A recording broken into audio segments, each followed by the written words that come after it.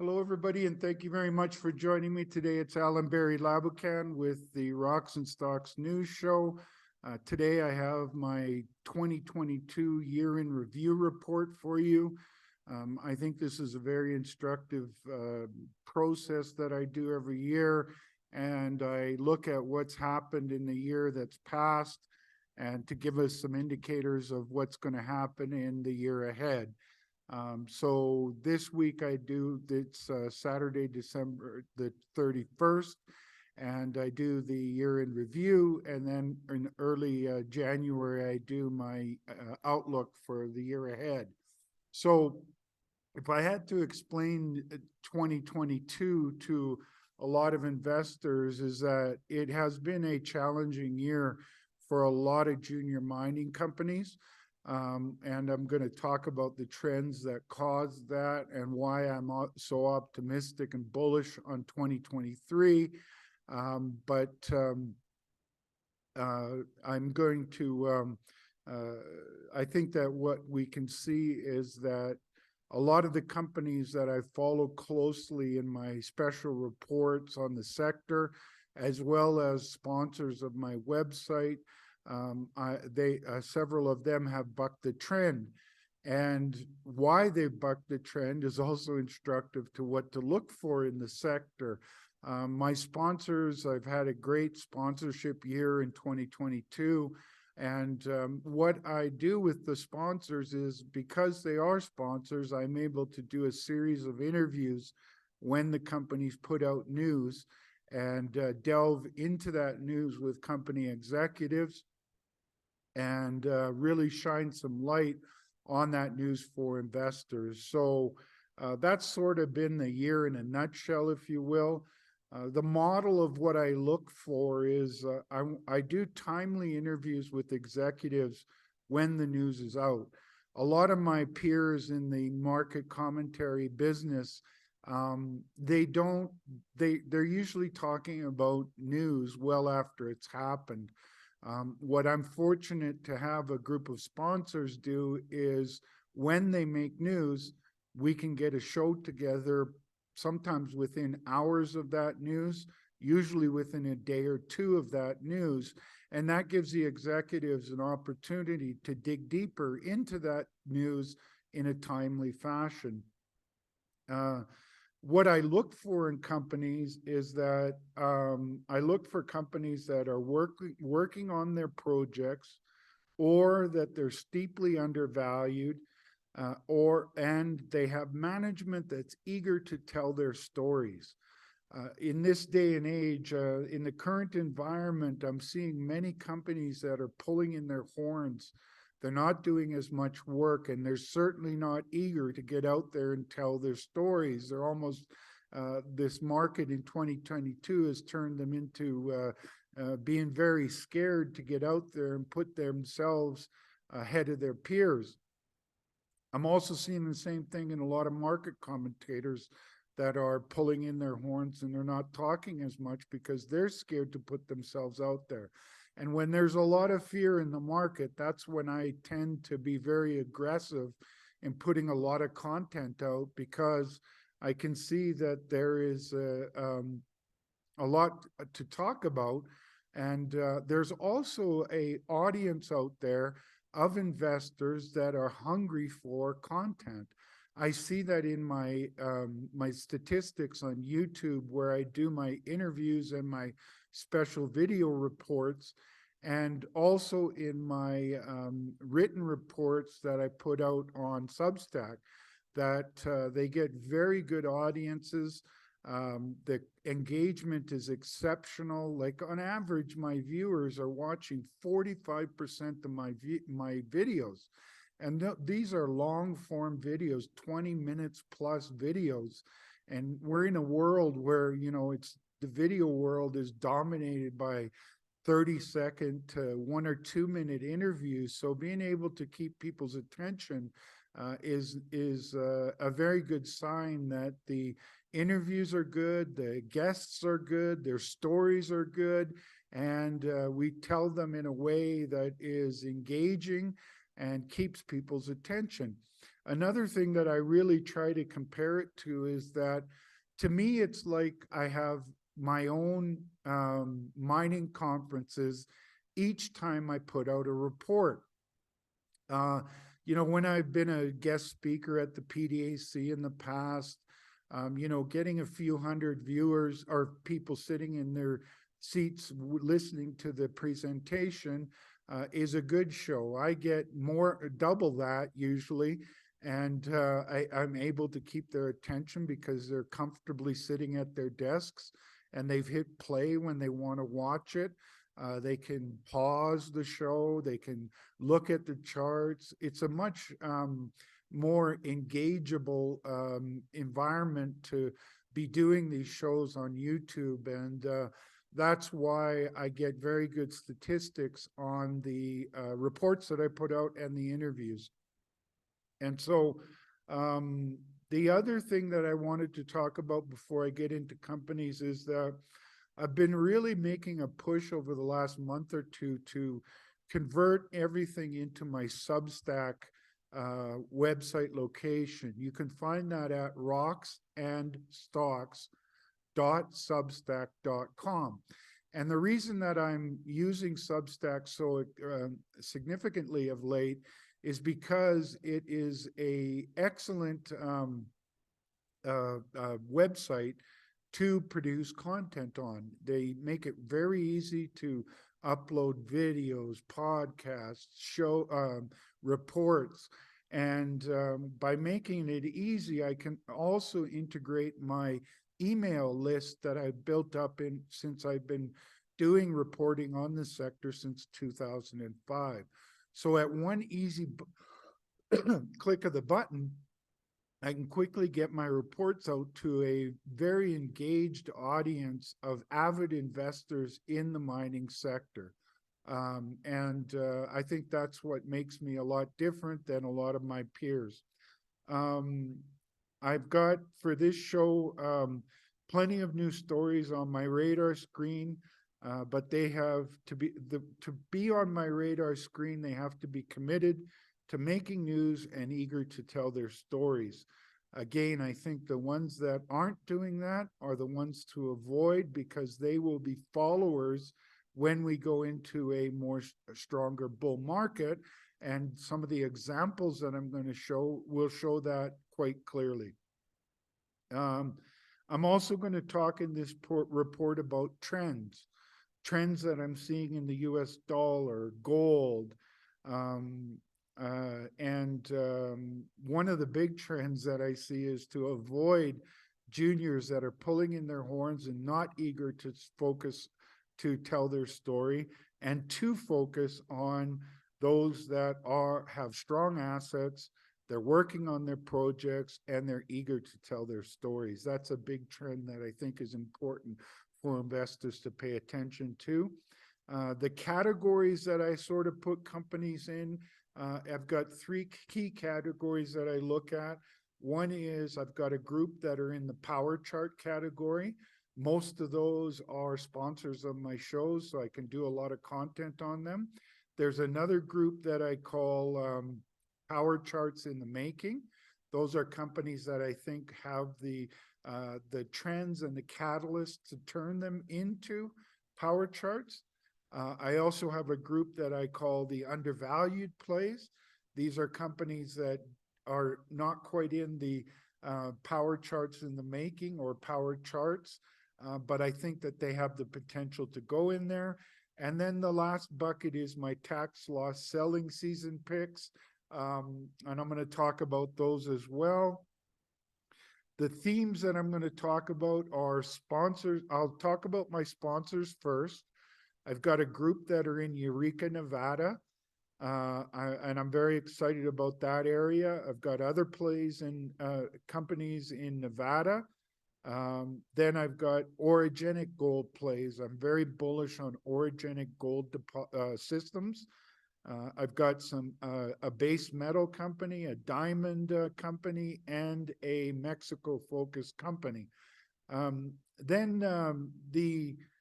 The topics that I'll talk about are deep value plays, cash machine mines, a beaten down gold miner with a copper kicker, diamonds, because I think that they are the best contrary play in mining.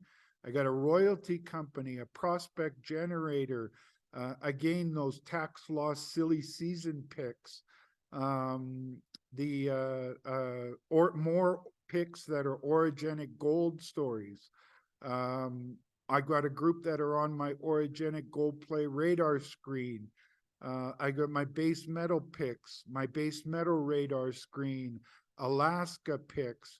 I'm going to talk about some upcoming interviews that I'm working on, stocks with sponsor proposals out, and others I would like to have as sponsors and why. I got a gold stock radar screen and a silver stock radar screen. So as you can tell, I've got a lot to talk about today. And not to worry, to help people sort of navigate their way around this interview. If you're watching this interview on YouTube, just look at the comments below and I'll have things in the various different categories and make it easier for you to look and navigate through this video. If you're watching it on Substack, I'll do the same. I'll have a list of what I'm doing in different categories, so it'll make it easier for you to watch those companies.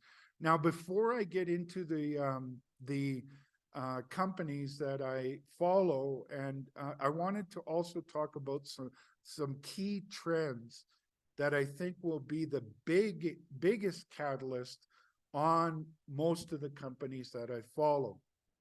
So I'm going to do a share screen now. And which one do I want? It's not up there yet. So I'll just start with this one. That's the gold. But here, let's put up before that. So here is the US dollar index. And as you can see, last summer, it went through a golden cross. And then it had a very powerful move. This line is the 50-day moving average. And this one's the 200-day moving average.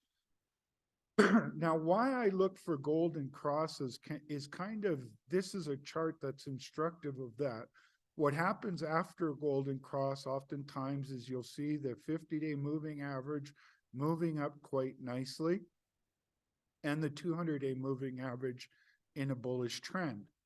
Now, what you also want to look for is these kind of things here, where that trend is broken and then comes down.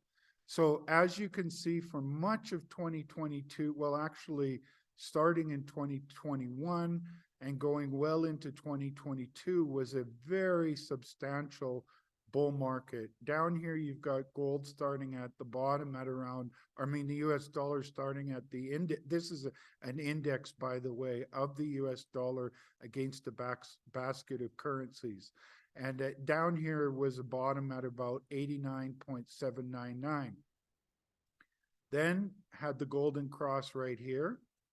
Then the 50-day, it started trading aggressively above its 50-day moving average. And then it topped out at about 114.798, so just about 115. Then it started to have a significant correction.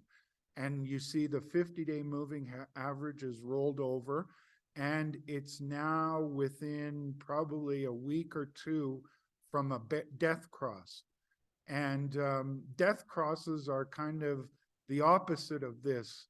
When they go into a death cross, the 50-day moving average will trade well below the 200-day moving average, usually for an extended period of time. And both the 50-day and the 200-day will trend like the 50-day is right now on the US dollar.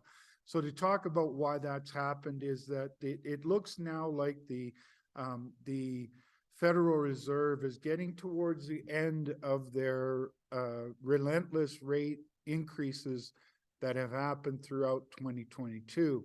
The US dollar kind of jumped the gun on the actual interest rate increases, but then really got into overdrive in late February and into March of 2022, where it went on a powerful move when the Federal Reserve finally did start to raise interest rates. And they had been on a relentless campaign trying to fight inflation. They haven't done a very good job of it because inflation is much more resilient than they thought it would be. At the start, they were talking about it only being transitory, and now transitory has been stubborn. It's turning into a stubborn inflation. There's lots of reasons for that. COVID cost a lot of that because you had supply. The movement of the supply of goods all over the world was challenged, and this has affected the price of a lot of goods. You don't need the statistics of the government to tell you that. You're seeing it at whenever you go to buy anything, it's all gone up, and that's a kind of a worldwide phenomenon. You know, when it's ingrained worldwide, that's why you're probably not going to see why it is so persistent. And so while all this has been happening, let's move over to the gold chart. So as you can see, for a lot of this year, gold topped out over here and at close to 2,100, so close to its all-time highs. Then it came off of that quite aggressively and had a triple bottom. One of those bottoms was in September, then in October and November. Then it had a significant breakout. And this was when the US dollar was under pressure. And that's how the market goes for the commodities. They're priced, the most watched price is the price of the commodities in the US dollar. And so when the US dollar is on a run, the commodity prices are under pressure. Conversely, when the US dollar is under pressure, the commodity prices are in a much more bullish trend. And gold is a sentiment driver for the whole metals complex. Where gold goes, so goes the price of the metals. And by extension, so goes the price of the metals related stocks. And so gold is a really important one to watch because, as I said, it's a sentiment driver. And as you can see, it went through a golden cross in November. It's now trading aggressively above the 50-day moving average and the 200-day moving average, and both the 50-day moving average and the 200-day moving average are in a uptrend. I've just got to fix something here. I'm sorry about this, but it will only take me a second. And for some reason, I had the 20-day on there. There you go. That's the 50-day and the 200-day. The longer term 50-day and 200-day bottomed here. It is now moving upwards and heading towards a bullish cross or a golden cross at the same time as the US dollar is heading towards a death cross. So that's your classic action when the price of gold against the US dollar. But then here's an example of why you have to watch gold so closely as a driver of sentiment towards other commodities. Here's silver, and it followed a similar pattern. Although, as often happens, when gold is in a bullish trend, silver will be as well, and it will outperform the price of gold. So here you have that classic action. It also took off for a significant breakout in November. It's now trading aggressively above the 50-day and the 200-day, and it's gone through a golden cross already. And I think this is a precursor to what's going to happen with the price of gold. And as I showed earlier, why golden crosses are so important to pay attention to is after them, they tend to have a very strong market after a golden cross has happened. But gold and silver are not the only ones that are seeing a much improved market. Here is copper, and copper bottomed in the last since July. It's had a improving higher lows, which are very bullish. Had that same breakout in November, and is now trading well above the 50-day moving average, trading right on its 200-day moving average, and the 50-day moving average is probably, let's say, 3 weeks to a month away from a golden cross. And you can pull up plenty of other commodities that are looking like gold, silver, and copper. And again, it's because of the contrary move against the US dollar. And I think that bearish move of the US dollar of late, there you go, is an indication that the Federal Reserve is towards the end of its tightening. Yes, tightening. And the reason that I say that are several. One is that the Federal Reserve in their December, or prior to their December meeting, Chairman Powell came out in a presentation and talked about their concerns for over-tightening. I think what caused that over-tightening concerns is that we are seeing a very significant, well, really an unprecedented slowdown in the real estate market. Sales are just gone through the floor. The reason for that is, the last 14 years, the real estate market and the economy was built on near zero interest rates. So when you start getting up to 4.5%, on the Fed rate, and the mortgages are much higher than that, it's going to put a damper on the real estate market, which it has. And then you got the Federal Reserve in their December meeting, after a series of meetings where they raised interest rates by 0.75%, they only raised by 0.5%. And I think that this is a signal that they are getting towards the end of their rate increases. Now, other indicators were in that same December report press conference. They talked about the internal estimates being that the peak interest rate's going to be between 5 and 5.5%. So they maybe have 0.75% more to go. How they'll chop that up? Will they do another 50 basis points, or a quarter at their January meeting, or will they do 3 meetings of 0.25%?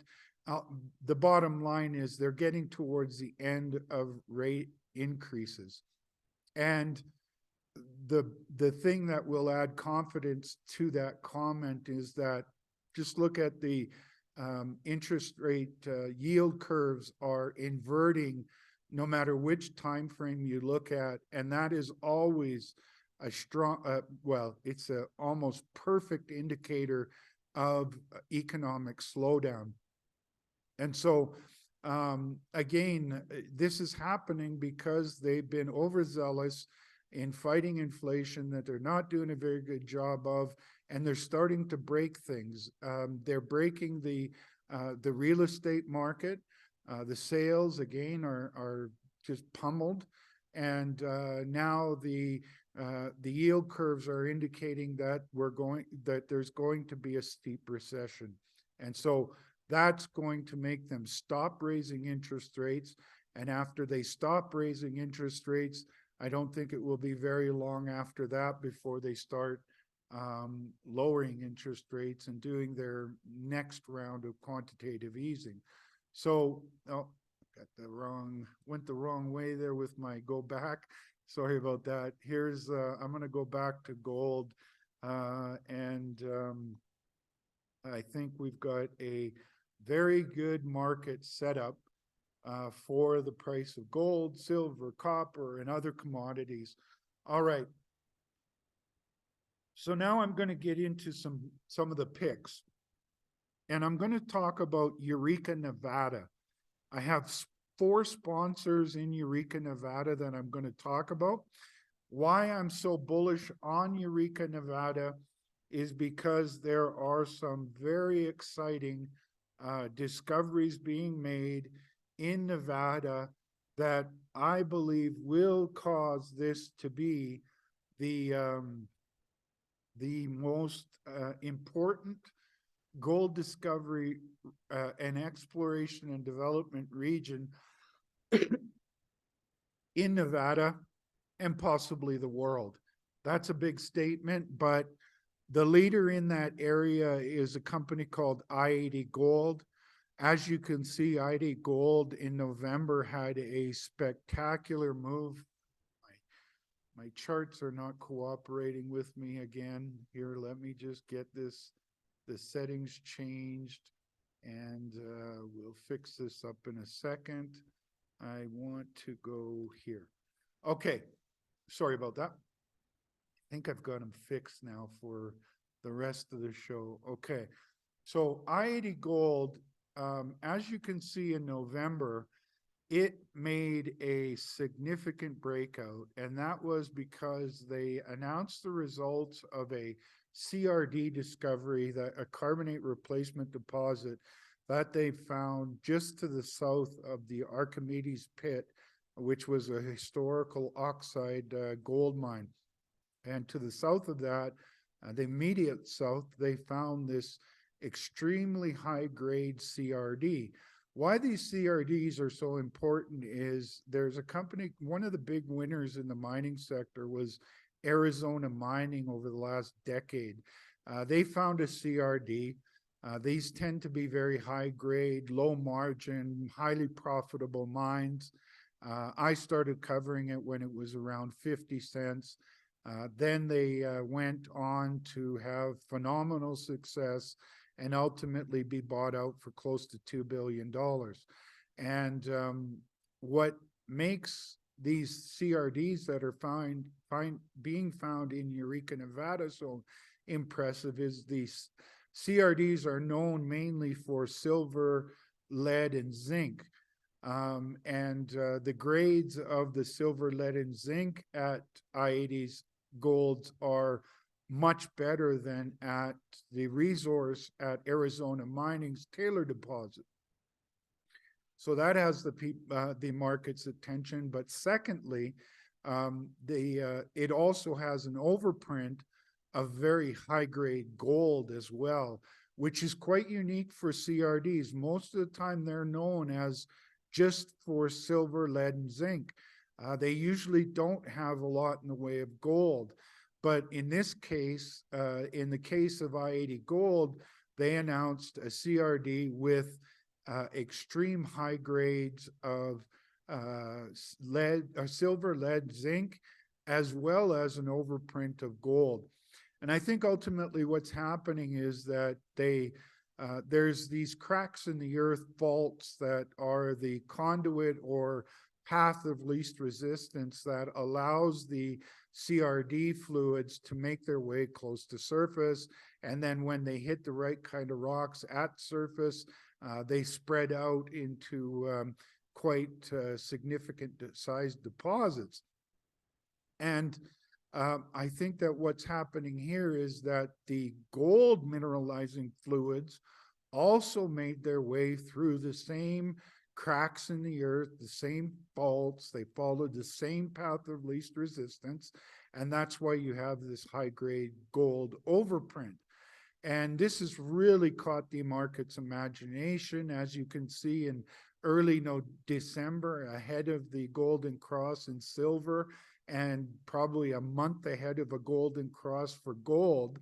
i-80 Gold had its Golden Cross, and now it's aggressively above its 200-day and its 50-day moving average. Red is the 50-day, blue is the 200-day. And this isn't their only asset. They also have the Granite Creek deposit. That's an exceptional high-grade deposit of gold. It's right beside a 25 million ounce gold deposit that's on the same fault, crack in the earth, and the same kind of rock package at their as they have at their South Pacific zone. South Pacific can be characterized by being a high-grade gold with excellent continuity.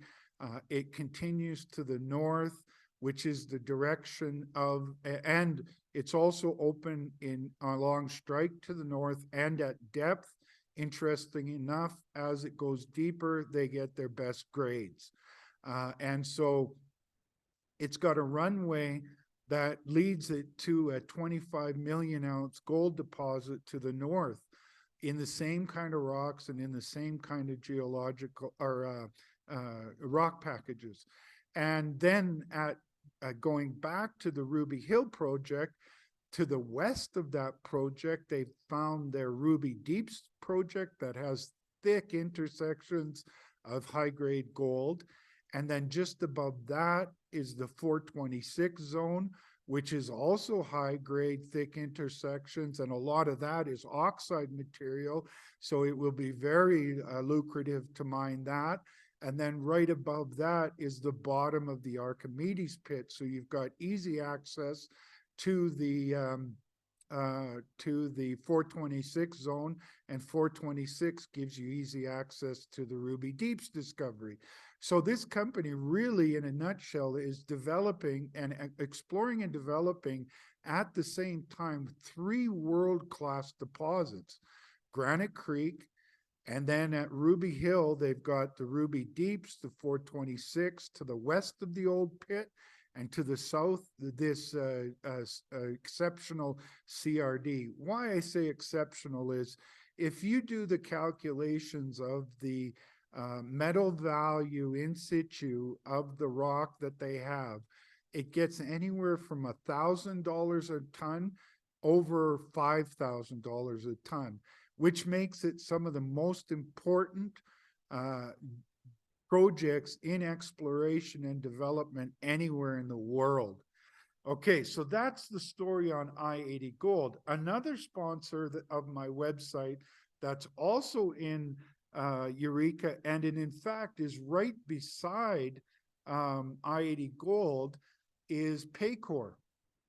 Now, Paycore has only been trading since April, but as you can see, they also had a significant breakout in November. They announced excellent results from their own CRD, which is about 2,000 meters from i-80 Gold CRD, and it has all the same characteristics. High-grade CRD with high-grade zinc, silver, lead, and zinc, as well as a high-grade overprint of gold. And getting back to those faults or cracks in the earth, and rock packages, it also shares the same faulting network as i-80 Gold. And so this is a very powerful and big mineralizing system of both a CRD and gold following these faults that are allowing a path of least resistance for those fluids to make their way up to surface. And Paycore has a high-grade CRD, as I said, with silver, lead, and zinc, as well as this overprint of high-grade gold, making this another argument why I think Eureka, Nevada is going to become the most important exploration project in Nevada. And with the in-situ rock values of the precious and base metals being so extreme, this is maybe one of the most important exploration areas in the world for these kind of deposits. In fact, for any kind of deposits, for any kind of metal, those in-situ rock values are off the charts high. And as you can see in the chart here, After that significant breakout, now Paycore is trading aggressively above its 52-week or 50-day moving average, and that is in a very bullish pattern. I think they're headed for a lot higher. They would benefit. I-80 Gold will benefit from a stronger market for gold. Paycore will also benefit from a stronger market for gold. They'll also benefit as I-80 Gold makes impressive news from their CRD, because they're on in the same faulting system, in the same geological rock package, finding the same kind of high grade. They will benefit from any new good news that I-80 Gold puts out from their CRD, but then they will also have catalysts for their own drilling on their own CRD. And I just think these two companies will have a excellent news flow into a stronger market for gold. Okay, so now I'm going to go to Golden Lake Exploration. And Golden Lake Exploration is right beside Paycore. So you've got I-80 Gold, then Paycore, and then Golden Lake Exploration. Golden Lake Exploration is a sponsor, and I'm also an advisor to the company. Why I became why I asked to be an advisor, and they graciously accepted, was because I see that this Eureka camp is going to be so important in Nevada and possibly worldwide. And I wanted to get my more into this area, or as much into this area as I possibly could. And Golden Lake is all, as you can see, they bottomed in early November, and they're following a similar path in the trend as I-80 Gold and Paycore. It's broke above its 50-day moving average. It's now trading above its 200-day moving average, and it's maybe 4 weeks away from a golden cross. And the catalysts are, here's why they're trading in sympathy with and in the same trend as I-80 Gold and Paycore, is because Golden Lake also has drilled into a high-grade CRD with high-grade zinc, lead, and silver, as well as the overprint of high-grade gold. And this also is in the same network of faulting, so the same cracks in the earth, these deep cracks that allow the fluids with base metals and precious metals to make their way up, and the same kind of rock packages. And so these three companies, I-80 Gold, Paycore, and Golden Lake, are right beside the town of Eureka, Nevada. Easy access, great place to find something because it would be easy and highly profitable to mine them. And they're all finding this extreme bonanza grades with high grades of in situ rock value, with CRDs that are finding high grades of silver, lead, zinc, as well as an overprint of the high grade gold. And so again, here's another argument of why I think Eureka, Nevada is the most important exploration area in Nevada right now, and is headed towards a lot of good news and a lot of investor intention towards stocks in this area.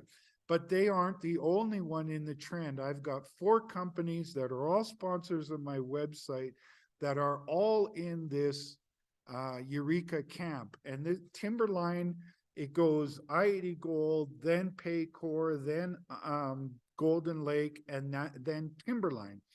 Timberline actually has the largest land package of those 4 companies in Eureka. But they've not been focusing on CRDs. They've been focusing instead on where they have a resource of gold that's quite substantial, and they've been stepping out to the east. And as they're stepping out to the east, they're getting better grades, and the zone is getting bigger. And so the resource is getting bigger. And if you look at their cross sections, you can see that the favorable rock packages and the favorable faulting is all going towards, just to the east is this massively large geophysical anomaly, which is the likely suspect of what caused the gold mineralization in the resource. That could be the heat engine that drove the gold-bearing fluids up into this resource area. But interesting enough, as they drilled to the north end of their resource, they got sniffs of a CRD. Now, the market didn't get too excited about it, but I got excited about it because when I did my homework, I saw that they still had to go a little further to the north in order to run into a key structural trend, key faulting that is the likely source of where those CRD sniffs came from. And when you have the CRDs like we've seen at I-80 Gold, Paycore, and Golden Lake, finding more CRDs in this camp is a very exciting thing to me.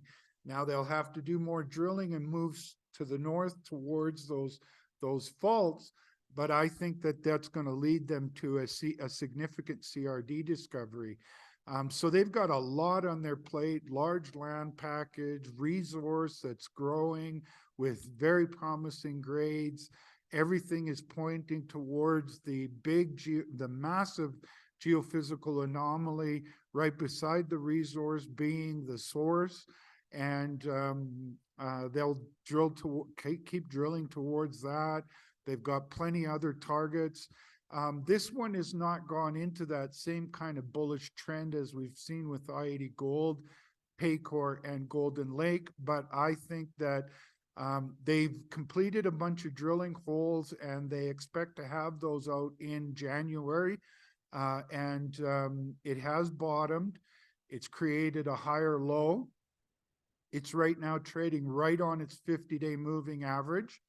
The 200-day has been going sideways.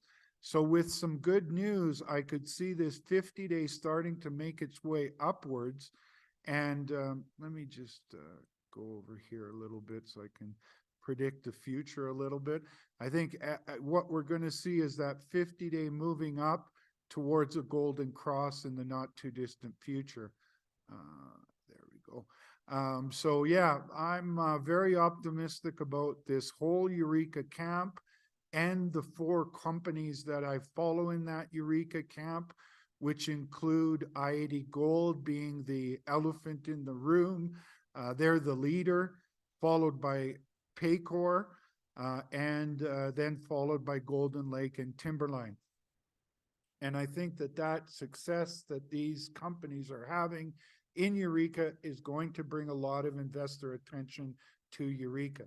Okay, so now I'm going to move into my sponsors that are in Nevada outside of these areas.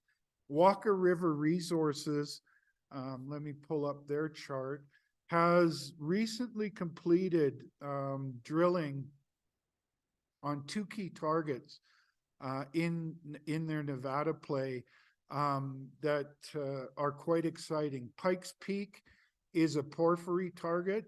These are known as the heat engines that bring those hot fluids that contain the gold and silver that then make their way out on the cracks in the earth, the faulting.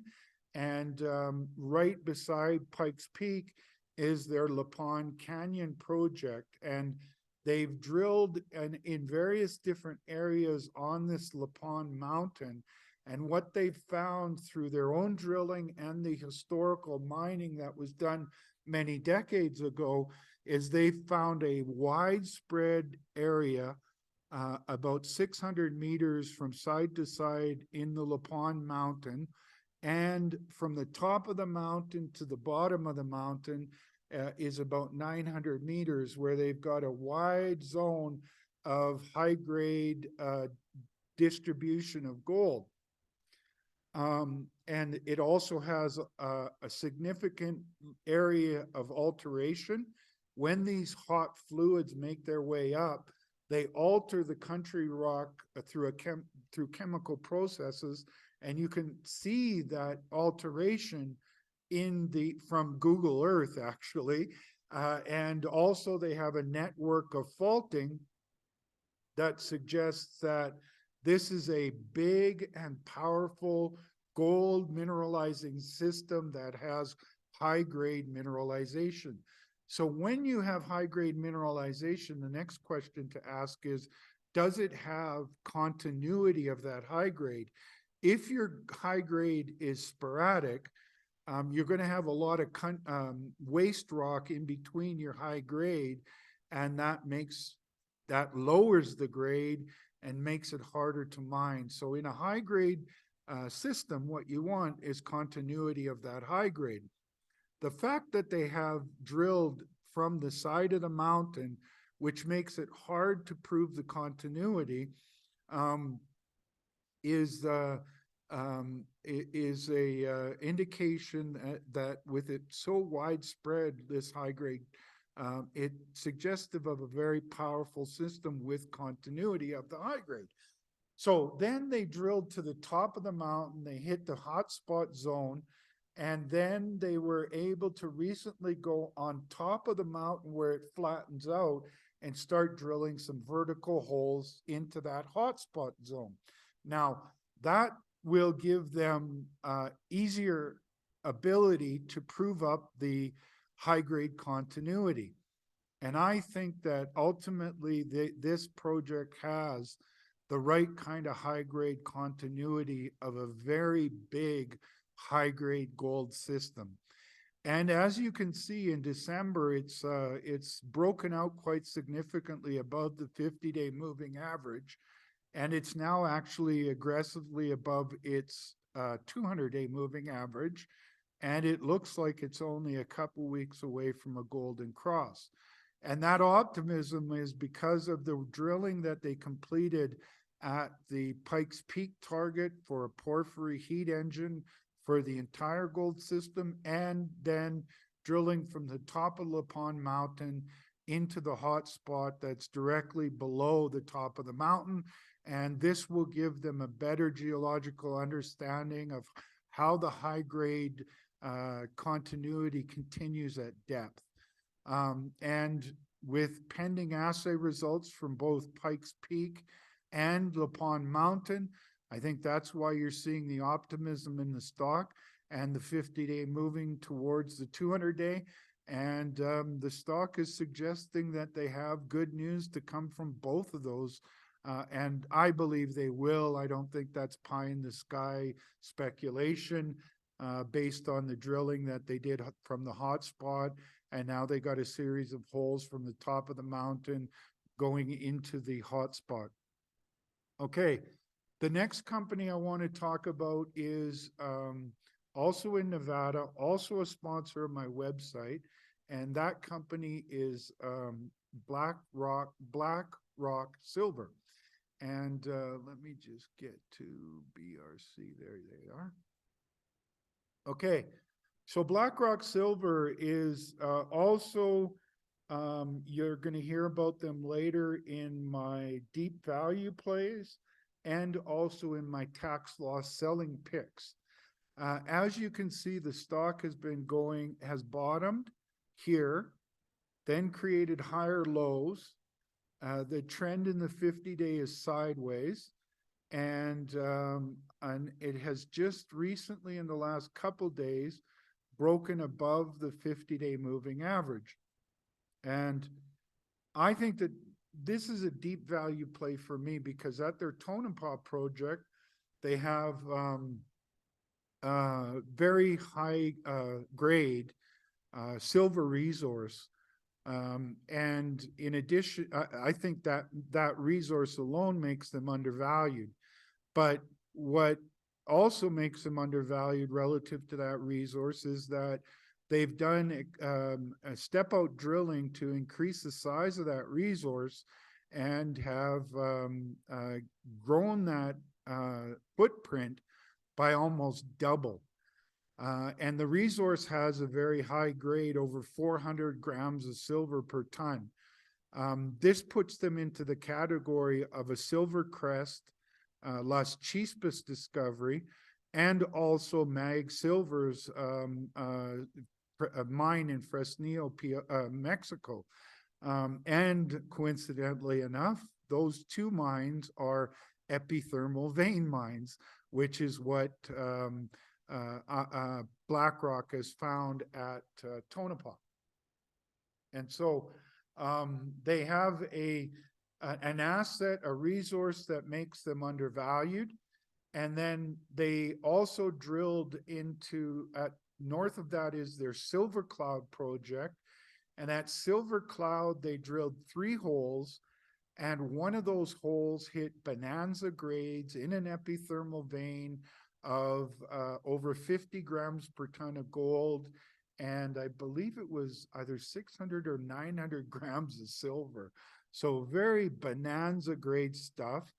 And what makes this exciting is it's at the north, they call it their Northwest Canyon project. And that Northwest Canyon is a key fault that is likely the source of where that epithermal vein came from. And if you go to the north of that, you find the Midas mine, which was an epithermal vein that got the Franco-Nevada started as a royalty company in the 1990s, that made it one of the best performing gold stocks during the 1990s, which is saying a lot because that was a difficult decade for gold stocks.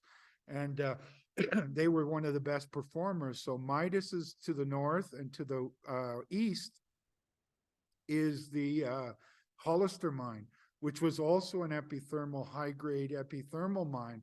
So they're in good place for that kind of mineralization, and they're hitting bonanza grades at Silver Cloud.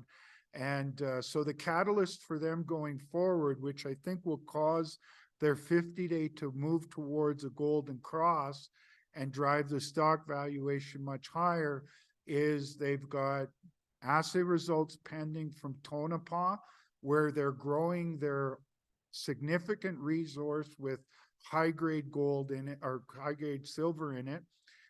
And then they've got more drilling to do at Silver Cloud. And they've also hit a lithium discovery that looks quite impressive as well. And who knows what they're going to do with that. I think that there's a good chance that they could monetize that in January or February in some fashion. So this is a catalyst-rich company, an oversold stock, making it a deep value play, a tax loss selling victim. But just in the last couple of days, it started to trade above its 50-day moving average. And I think you're going to see that happen in a more significant way.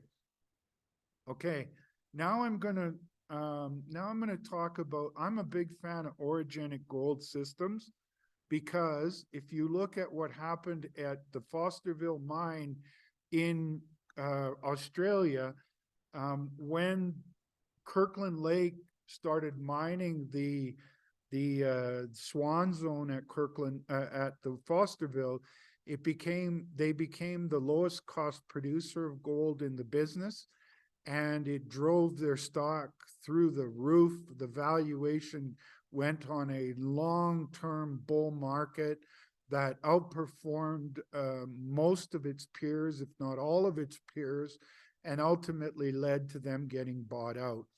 So, but they were already a pretty significant company size producer, and Swan Zone was really a company maker for them that led them to great things before they were bought out at a significant premium for their shareholders. And so these orogenic gold systems are very exciting.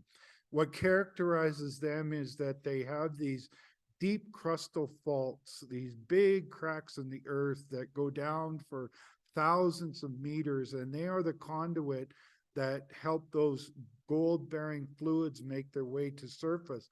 But then as they get to surface, they get these secondary faulting that is very important for finding swan zones, if you will.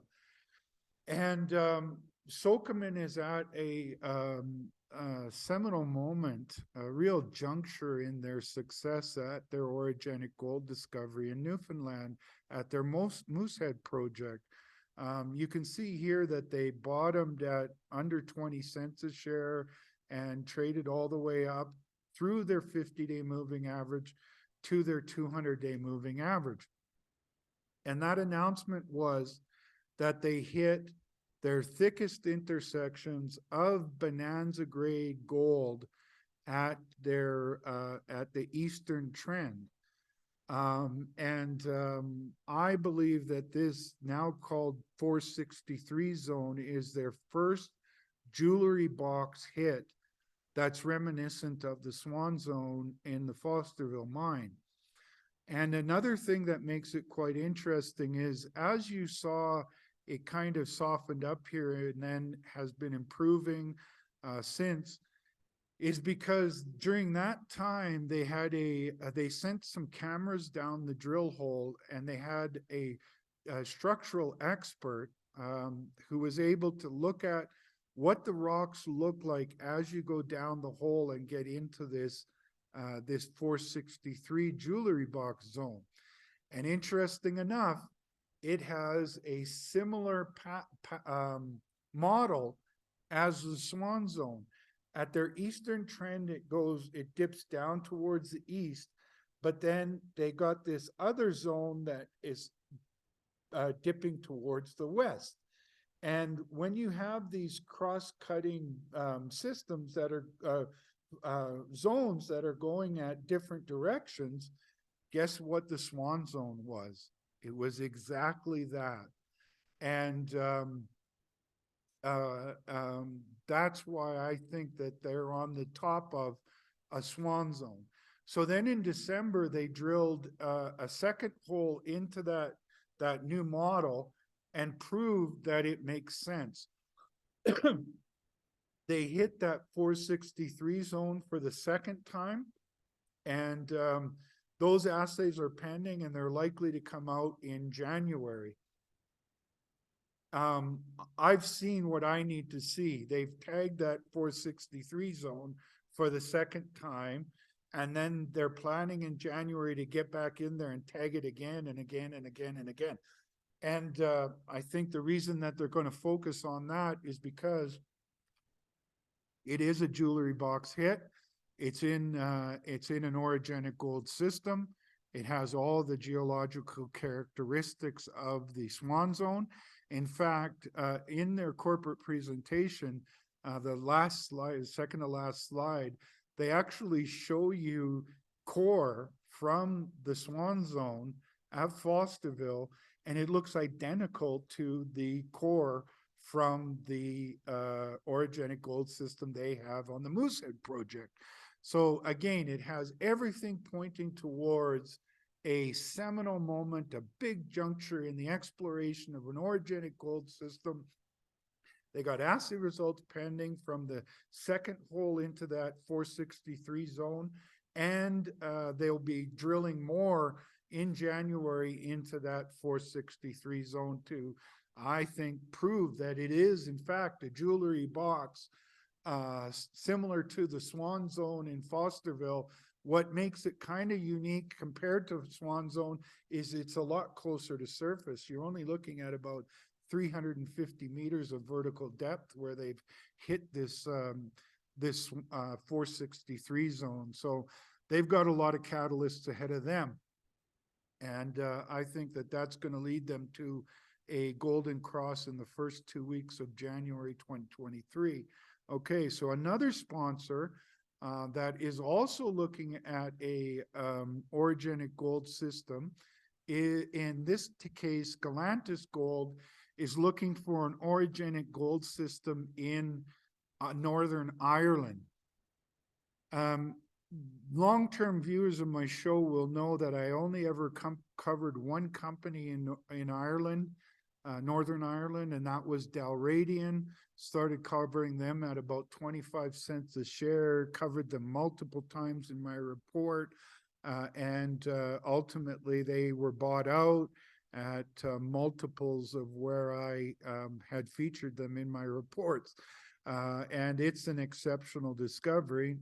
And Galantis is in close proximity to that.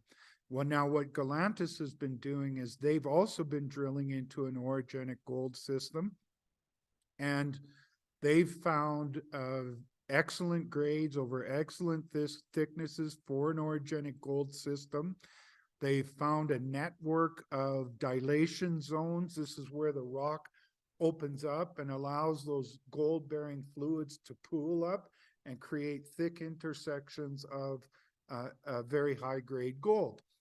And but these orogenic gold systems are open for sometimes over 1,000, 2,000, 3,000 meters, and they're only up really close to surface, maybe 250 meters to 300 meters. Yet they're finding that extreme high-grade gold.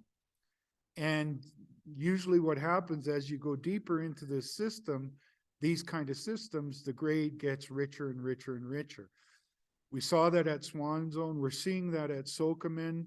And I think you're going to see that at Galantis. Now, what makes this project quite interesting is they've been doing most of their drilling on the Kearney and the Joshua vein.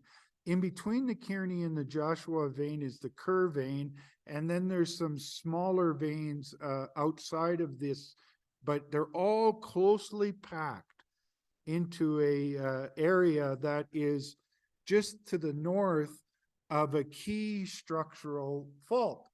So again, you've got all the right kind of indicators of an orogenic gold system.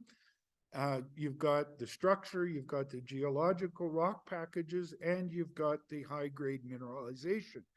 What I think happens is as you see these veins go down to depth, that they probably come together into one mineralizing system that is probably closer to that fault. And that makes for a tremendously exciting orogenic gold discovery and potential mine.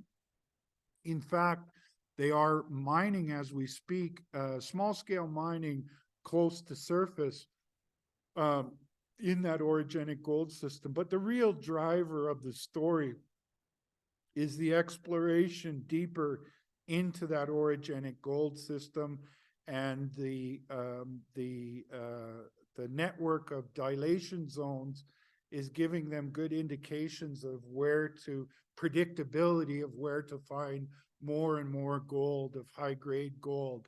And but as you can see in their stock chart, this one's kind of been going sideways with the 200-day and the 50-day.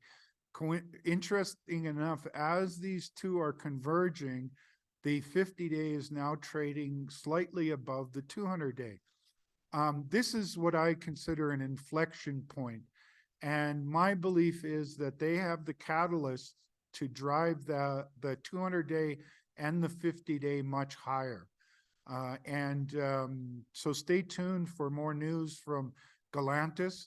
I like their story, their orogenic gold discovery story, and I think they've got some great things to happen there. Okay, now I'm going to move into base metal sponsors. And my base metal sponsor is 9 Mile Metals.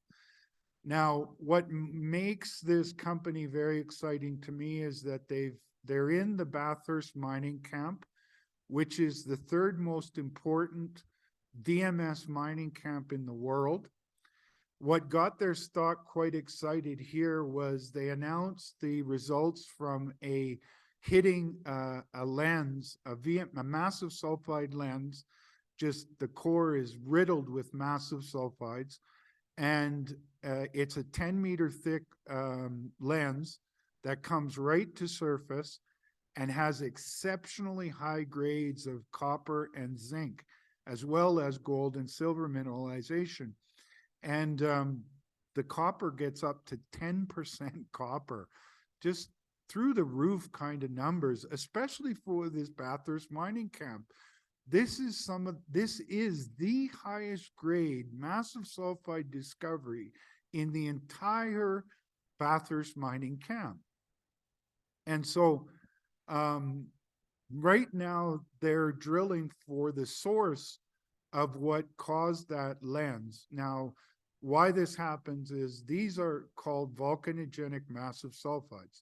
What happens is the volcanic event brings those massive sulfides with the metals in them to surface. In this case, right to surface. And the fact that they found a thick lens of extreme high grade that's off the charts for this entire camp, it likely has a big source with high grade. They're drilling for that right now. Where they're drilling is there's a rock package and structure that goes north to south, and then right beside where the lens is, that fault hinges, and they're drilling to that hinge zone because that's the likely candidate of where the source of that high grade lens has come from. And again, based on the thickness of the lens and the high grade, it likely is a big and high grade source. They're drilling for that now. But in between announcing the lens and announcing that they would start drilling for the source, they went 20 kilometers away, and using geophysics, they hit a series of massive sulfide hits close to surface again, with excellent mineralization of high-grade zinc. And so now they have a second project in this elephant country mining camp for VMS deposits to find the source for. In addition to that, they have a bunch of other geophysical anomalies that look like they could be massive sulfide discoveries as well. So they got a lot going for them. Back this time last year, they went through a golden cross, and like golden crosses tend to see, is you see the 50-day moving much higher, and staying well above the 200-day moving average. And both the 200-day and the 50-day are in a bullish trend. Pending results, they have more results coming from their California Lake discovery 20 kilometers away from the lens. And then they have drilling underway right now at that lens potential source. I think they've got a great catalyst that's going to drive this valuation much higher, because if you consider where they are in elephant country for VMS deposits and what they're finding with the grade of the mineralization that they're finding, they're in a very enviable position. And yet the stock only has about under a $20 million valuation. So I think they've got a lot of blue sky ahead of them. Glad to have them on as a sponsor. It gives me a chance to keep talking about this story as they evolve with the management when they make news. All right. So now I'm going to talk about my diamond sponsor. Arctic Star Diamonds is getting no respect right now, but I think what Arctic Star has is a potential high-grade mine of diamonds in close proximity to the Diavik and Ekati diamond mines. But as you can see, as they've been announcing diamond results, the stock went through a death cross and is now trading well below its 50-day moving average. I think this company is significantly undervalued because they are in elephant country for diamond mines. they have found diamonds that and diamond indicator minerals that suggest that they're going to have a deposit with better than a carat per ton of very high value diamonds and an excellent population of very big diamonds. There are certain diamond indicator minerals that are as rare as diamonds. And when you find those, you often find very big, high quality diamonds. And I think that they've got a future mine on their property that nobody is giving them credit for having. And I don't think that Arctic Star will be the one that mines these what I think are future mines. I think that either the owners of Ekati or Diavik will buy them out, because as those two mines run out of mine life, then they would have to go through reclamation. If they can find more diamond deposits to mine, they can push off that reclamation cost into the future. And that's why I think that Arctic Star will be bought out in the future. I think it will be at several multiples of their current valuation, which is under $5 million Canadian. If we were in a good market for diamonds, they would be trading at north of a $500 million valuation. And it's quite surprising that the diamond stocks are so beaten down, because diamond prices are at record highs. And at the same time they're at record highs, production is going down, and it's projected to keep going down for decades into the future, for the foreseeable future.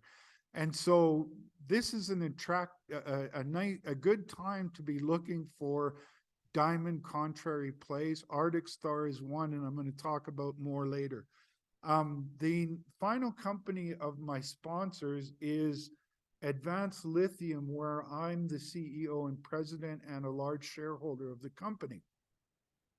We went through a lot of pressure back in April when we went through a death cross, because the government of Mexico, led by AMLO, announced that they wanted to do a national lithium company. And when investors heard that, they heard nationalization. They didn't really pay attention to that. What they're creating is a national lithium company. What protects us from being expropriated is that the Constitution of Mexico is very strongly worded that the government is not allowed to retroactively change the mining laws for projects that are in good standing. We've done significant work on our projects. They are one of only a few sets of projects in the country that are in good standing. So we have that protection. We also have protection from the US, Canada, Mexico Free Trade Agreement. And a precedent of a potential good outcome for these lithium projects is that when the Mexican government did nationalize oil, they had to pay out a lot of money to the people that own those projects. And so that's one potential resolution to the problem. The second one is that as the Mexican mining company, lithium mining company, comes into existence, AMLO has already recently stated that he realizes that the country needs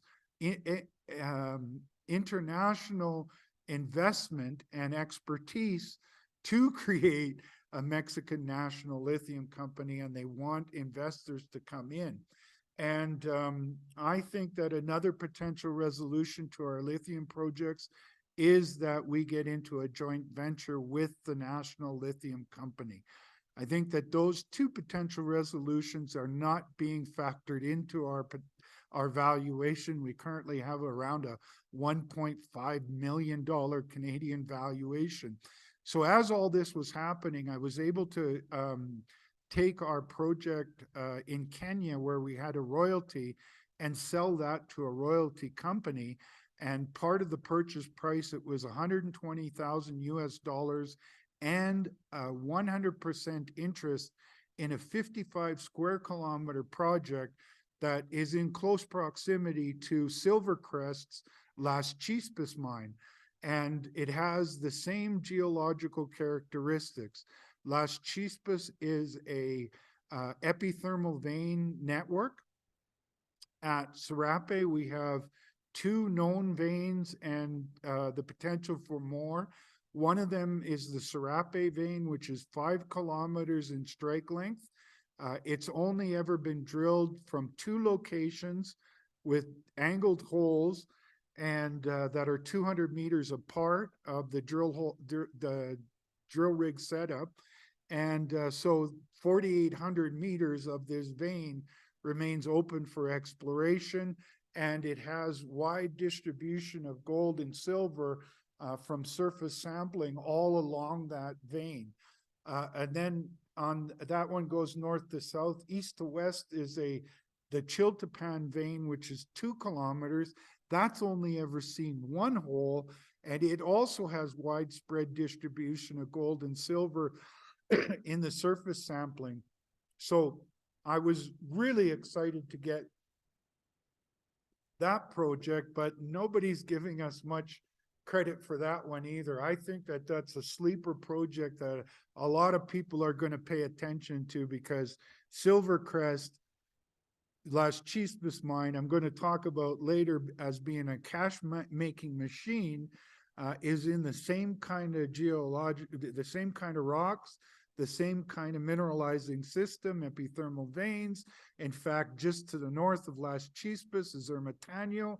I'm going to talk about that later. Also an epithermal vein system, also extremely high grade, and also a cash machine that makes it First Majestic's best performing mine that they have in their portfolio. Additionally, as an exploration company, it's our mandate to always be looking for new projects. And I can't really say much about what we're looking at right now, but we are moving forward with some potential acquisitions. And I hope to have some news out about that in January. Can't really say much more than that, but we're doing our job. We're acquiring projects in a tough market, and we're looking at additional acquisitions. So there you go. That's the story on Advanced Lithium. Okay, so now I'm going to go through my deep value plays, and I'm going to go back to what the company that I started with, which is i-80 Gold. So not only have they broken out, they're making great discoveries, but if you look at the assets that they have a 14 million ounce resources, and they're only getting a valuation of about $60 Canadian for that resource in valuation of their company. Now, in a good market for gold, you would generally see 150 to 200 US dollars for ounces of ground in the gold in your valuation of the company. So that makes them, on their resources, known resources alone, as a deep value play. They're not getting any credit in their current valuation for their potential to increase those resources.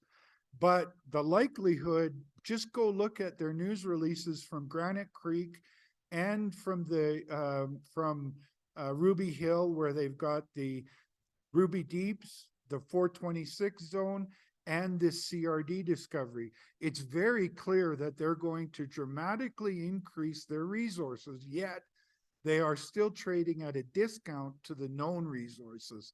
So that's what makes them a deep value play. Another deep value play is a company called Highgold Mining that's in Alaska. Highgold Mining has a 1 million ounce resource of high grade, almost 10 gram per ton average grade at their JT deposit. And they've drilled this year and have extended that JT deposit And it looks like it has, as it goes deeper, the chance to grow even more, quite significantly more than where it is. I put this in the 2 to 5 million ounce gold category, discovery category. And I think that it will be a future mine. I don't think Highgold will be the one mining it, but I believe that Highgold is trading at a significant discount. They're getting only about $40 Canadian per ounce of ground in their valuation. As I said earlier with I-80, in a good market for gold stocks, $150 to $200 US dollars for ounces in the ground is definitely attainable. So as you can see, they're a deep value play. Also, in addition to their JT known resource, they look like they have another exciting resource at their Ellis project. Their Ellis project had one of the best drill holes in the entire industry for last year, when they hit a 6-meter intersection of 500 and some grams of gold, and the silver grade was calculated in kilograms per ton. It made it one of the best drill holes in the entire industry in 2020. I think they announced in 2022. They drilled it in 2021. I think they announced it in 2022 or late 2021. But anyways, it made it one of the best drill results in the entire sector. And then they went in this year and they drilled around it and have shown excellent continuity of that high grade. And what makes the Ellis zone really impressive is that it's right at surface. So you could open pit mine that extreme high grade gold. That's what makes them a deep value play. And I like Highgold a lot. They have plenty of catalysts that I think will drive them through a golden cross and much higher going into 2023. Okay, the final of my deep value plays is Blackrock Silver. Blackrock Silver, I talked about them earlier. The resource alone that they have at Tonopah makes them a deep value play. The reason that I can say that is that they have expanded that through their drilling, and those assay results are pending, and they've almost doubled the zone. But really, in reality, they haven't drilled this thing off and haven't fully explored, and their ability to now focus in on the high grades of the high grade zones inside of the resource is exceptional, and that can lead them to upgrading what is already a high grade system, having a higher grade when they focus in on the high grade portions and grow their resources quite dramatically. That's what makes them a deep value play. In fact, if you look at a comparison, the resource at Silvercrest Las Chispas mine, when they did their first maiden resource, it had the same kind of size and the same kind of grade. Actually, the grade at Blackrock is higher than the maiden resource at Las Chispas. And Las Chispas is a money-making machine.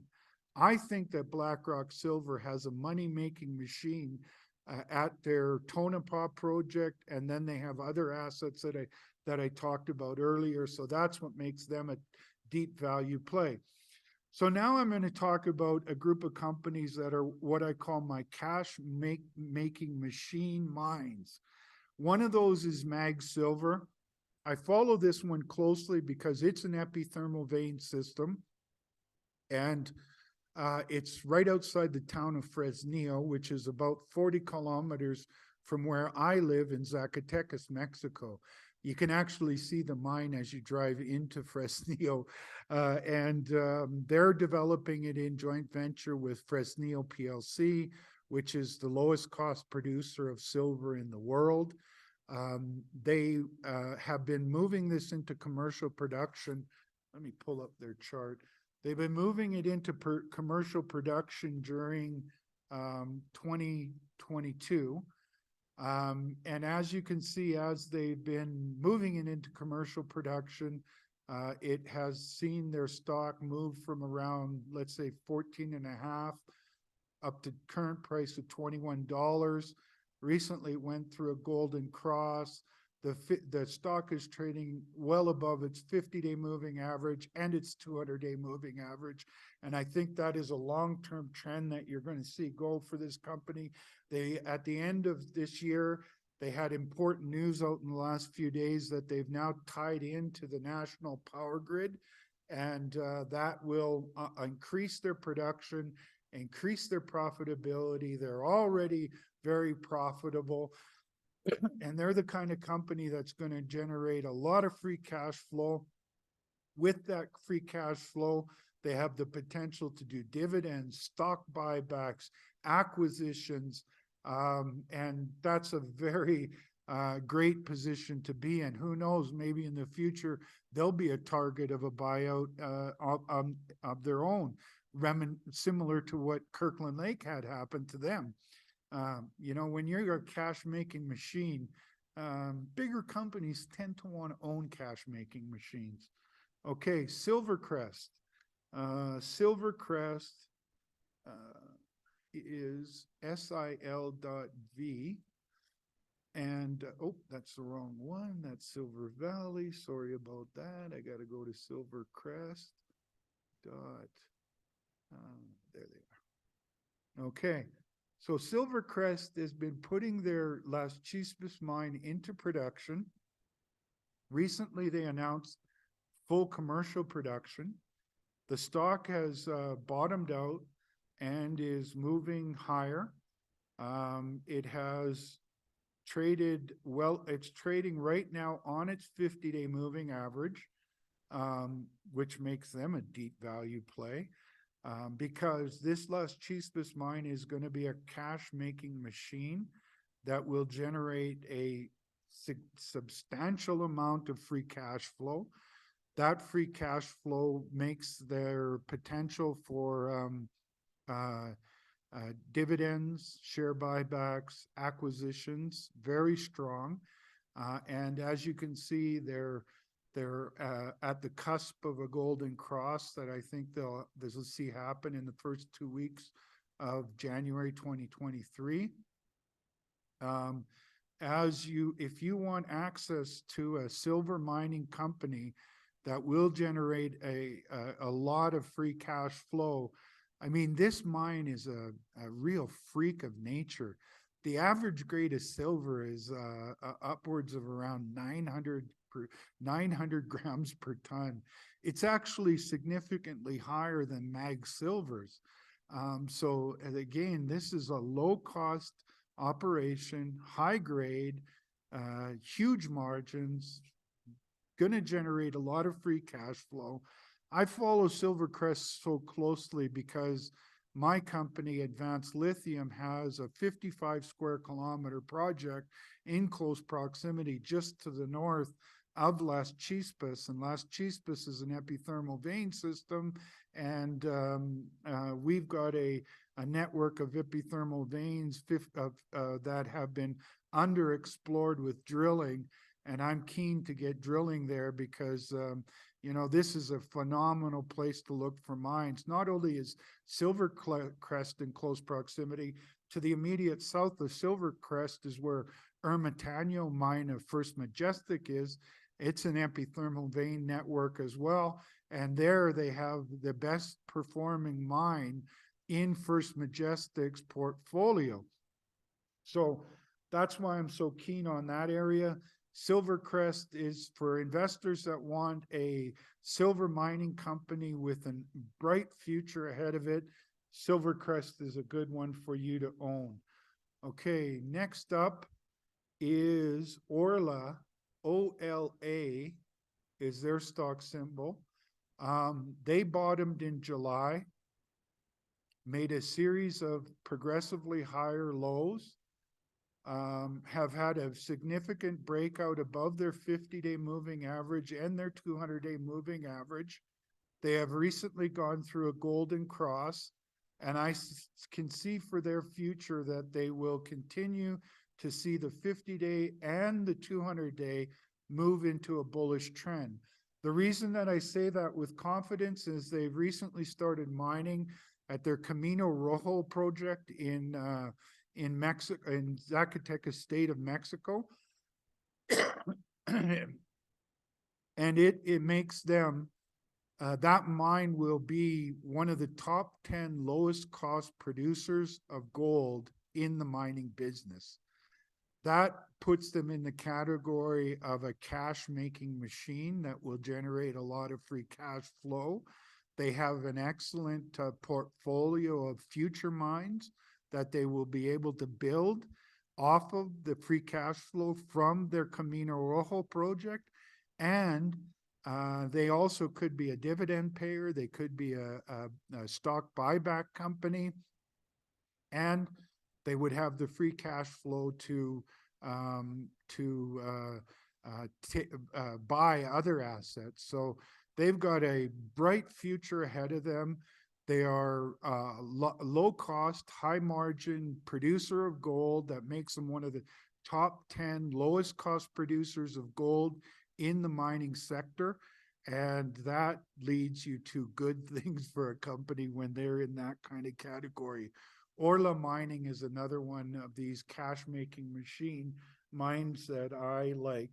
And again, I'm going to go back to i-80 Gold, because not only is i-80 Gold making exceptional discoveries that they're trading below their average or their resource valuation, they're undervalued based on their resources of gold. They're growing their resources dramatically, but at the same time that they're doing all of that, they're developing mines at Granite Creek, at their McCoy Cove project, and will be at their Ruby Deeps project. So, oftentimes when a discovery is made, it takes a 7 to 10 year period to bring those into production. That's called the development discount window in the Lassonde curve. There's two exciting periods. One is your exploration success, and then when you bring it into production. But there's in between that the development discount window that can run from 7 to 10 years, where the stocks get beaten down. In the case of i-80 Gold, they can narrow that development discount window down to weeks and months, not years. And so they've got an exciting exploration story. They've got an exciting group of assets, and they're a developer of what will be future cash-making machines. So that's why they make it into this category as well. All right. Now I'm going to talk about a beaten down gold miner with a copper kicker that I've had interviews with Rob McEwen when the stock was a lot cheaper than it is now. I picked them as oversold picks down here and in the past, back in 2021. And they were getting beaten down because they were having troubles at their gold mining projects. They had high costs. They had mechanical problems, just a litany of problems that got them beaten down. But now they're on the turnaround of those mines and they're having success. You can see it in their last couple of quarterly reports. They've really turned the corner on their mining. But what has got them bottomed in August and have now broken out aggressively above its 50-day and 200-day, and by the way, it's over a double since I've been covering it, is their copper project in South America. Their copper project makes it one of the largest undeveloped copper projects in the world. These are the things that make future copper mines. And right now, the copper mining industry needs more copper mines. I believe that this will be a future copper mine. It's very big and has mineable grades. It's very exciting. And what they're going to do is McEwen Mining in 2023 will spin out the McEwen copper. And the McEwen Mining will maintain about a 68% interest in McEwen copper. So in McEwen Mining, you've got a turnaround story on their gold mining operations and this copper asset. And that's why they've recently gone through a golden cross. And I think that both the 50-day and the 200-day moving average are headed much higher. And that's why I like them, as I call them, a beaten down gold miner with a copper kicker, and they're also a deep value play. Okay, so now I'm going to go back to diamonds, and I want to talk about 3 companies that I think are a great way to participate in what I see as the best contrary play in the whole mining sector, which is diamonds.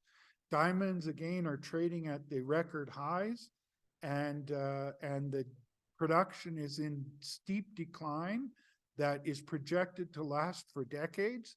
And there's not enough diamond mining companies out there. Arctic Star is right beside the Ekati and Diavik diamond mines, and I think they've got a diamond mine of the future at their project, and I think they will be bought out in the future at several multiples of their current valuation. Another diamond mining company that I follow closely is Lucara Diamonds. Lucara is mining diamonds in Botswana, Africa, and they're finding very good diamonds and very big diamonds. And yet look at the stock. It went through a death cross, well, a double death cross, death cross over here. And now they're trading under their 50-day moving average. And I think that they are dramatically oversold. Again, this is one I would put into the deep value plays. They've got a lot of diamonds. They've got a lot of diamond mining ahead of them. It generates free cash flow. And with the price of diamonds, there's never been a better time to be a diamond miner, yet their stock is beaten to a pulp. Another example of why I think diamonds are the best contrary play in the mining sector. Another diamond mining company is Mountain Province Diamonds. Now they're trading, they've double bottomed here. They're trading well below their 50-day moving average. They went through a death cross. They're very oversold as far as I'm concerned, and they're in a unique position. There's never been a better time to be a diamond mining company than right now, with diamonds at record high prices and production from the diamond minings globally in decline. So that's another diamond story for you to keep an eye on. Next up is a royalty play. I don't follow very many royalty companies, simply because I'm more of an exploration guy. These guys are more business oriented, but what makes Orogen quite unique is that they follow a model where they're kind of a prospect generator and a royalty company. One of the projects that they developed, or that they was a prospect from their prospect generating, was the Ermitaño mine that I talked about earlier, that's owned by First Majestic, that is a cash-making machine, their best performing mine in their portfolio. And Orogen Royalties owns 2% royalty on that. It's generating a lot of cash for them. They're in a great cash position. This is a long-term mine that will keep generating great cash returns for Orogen Royalties. Secondly, they have another project in Nevada called Silicon. And at Silicon, they have one of the largest gold mining companies in the world is the one developing that project. That company has announced a 3.4 million ounce resource of gold that's oxidized gold. So you can open pit mine this, and that makes for a very lucrative mining operation, and it's wide open. It's growing dramatically. That was their maiden resource, was 3.4 million ounces of gold. And Orogen owns a 1% NSR royalty on that project. And so they've got a very good group of assets. And as you can see, it's made a significant breakout in December, trading well above its 50-day moving average, well above its 200-day moving average. The 50-day moving average has gone through a golden cross recently, and both the 200-day and the 50-day are moving upwards. They're a catalyst-rich company. They put out news all the time. They have a great group of assets. And why I follow them so closely is I actually have been following this company since before they were public. I worked with Patty Nichol, the CEO of this company, for many years before he started Evrim. And Evrim ultimately merged with another company to create Orogen. So Patty and I have known each other for a couple decades. In fact, his uncle, who's no longer with us, sadly, was our mentor in geology, tremendously talented geologist, and Bob Darney. And he taught Patty and I a lot. We were young in our 20s when we first started working together and working with Bob Darney. And Bob was a tremendous mentor. Patty's taken that with him into the future, and he's doing a great job with his Orogen Royalties. In fact, I've got to, while I'm talking, put them on the list of companies that I have to do future interviews with. I forgot that. I'm working on some interviews with Patty. Patty's a real straight shooter, smart guy, had great mentors, been in the business for a quarter of a century. He's got a good company here in his Orogen Royalties, and I think very highly of it. And the second reason I think another reason I think very highly of it is they are the royalty company that my company, Advanced Lithium, sold our royalties on our Kenya projects to. And by doing that sale, we got 100% interest in their Serape project, which comes from their prospect generator side of their business. And we were able to obtain a 100% interest into that. And Orogen Royalties has a royalty on the project, and they know this area very well. They were the ones who vended into First Majestic, the Ermitaño epithermal vein network that's to the south of Las Chispas, and we're to the north of Las Chispas. So Patty and his companies have been in that area for many years, kind of a first mover on their, and it was in their prospect generator side of their business. So this company is kind of unique for a couple reasons. They follow that prospect generator model, and they're a royalty company, and they organically grow their royalties through their prospect generators. Now, there's a lot of companies out there that call themselves that, but they haven't been nearly as successful as a prospect generator that organically grows its royalties. That's why I picked them as my only royalty company to follow. Okay. And next up is a prospect generator. I did an interview about a year ago with Zach Flood because I really liked their Fretet project that they were having. They have a joint venture with Sumitomo, and they have a carried interest. I think it's about 25% through to production. Or through to I believe it's through to a feasibility study. And that's the nature of their business. They are a pure prospect generator. They go out and find good projects. They do some work on those projects. They show that they're high quality projects. Then they bring in major mining companies as partners.